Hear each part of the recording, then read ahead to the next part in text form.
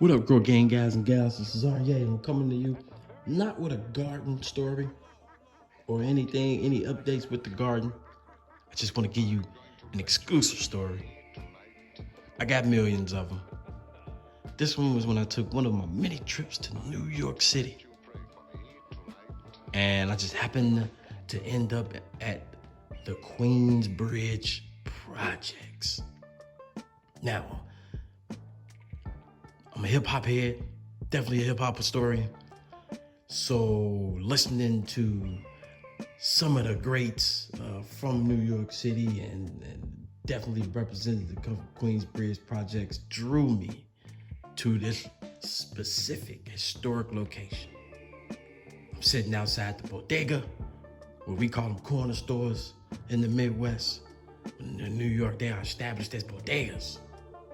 Right outside the projects.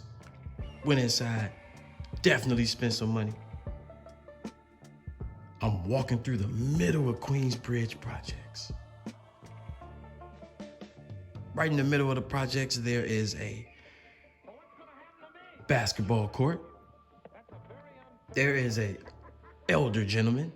Well, not elder, I say older gentleman. Late 40s, early 50s. He's out there all by himself. And he is on the court shooting the basketball. Now, as I'm walking through the middle of the projects, and let me give you the setting. Now, this was a beautiful, bright day, but the way the buildings are set up in these projects, they're so tall and they're so big, it kind of blocked out the sun. So in this beautiful setting, walking through the middle of the projects, it's for some reason, it's like grayish. You know that scene in the Belly movie where Nas is sitting on a park bench with the shorty smoking the blizzy? And it's kind of that style piece, say light gray outside. It's kind of like that. It's kind of had, yeah, so I kind of had that kind of feeling. So as this older gentleman is shooting on the court in the middle of QUEENSBRIDGE Projects, I am walking through. I'm fascinated. I'm looking at the buildings, looking at the marvel, and I'm trying to connect with the people. There's a few folks out there. I'm saluting them. I could tell it felt like every resident and every window was looking at me, because you know how when you go somewhere and you're out of town and you know you're not from that area and you can just feel the eyes on you. It's kind of like that situation. All right, so walking through the middle of the projects, the guy shooting the basketball. He shoots a 3-point shot. The basketball bounces off the rim and rolls out right to me as I'm walking through the middle of the projects.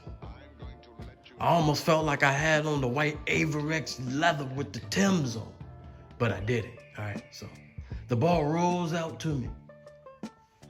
And when the ball rolls out to me, I grab the ball. You know how you kind of stop the ball with your feet, grab the ball and pick it up. Now, my first instinct, just throw the ball right back to him.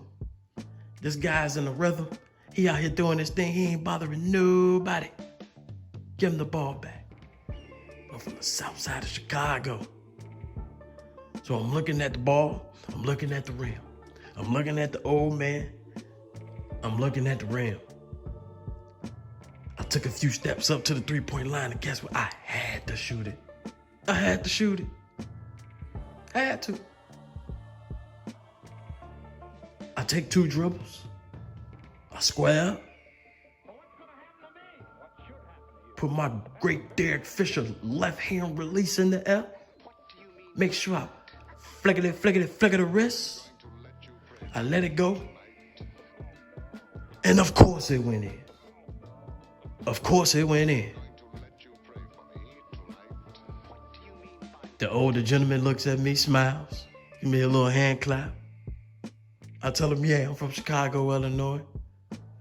Proceed to walk off and enjoy myself all throughout the projects, the QUEENSBRIDGE Projects, in the middle of the day, enjoying my trip. My opinion was the highlight of my trip. But I just want to give you this story just to tell you, sometimes you gotta take chances in life. Sometimes you gotta take chances in life. And even when it ain't in the best situation or the best environment, even when you on another person's turf, another set, another project, you still gotta take those chances. And when you take those chances, sometimes you get great results. That's it. That's the story. Fall in love with your nightmares.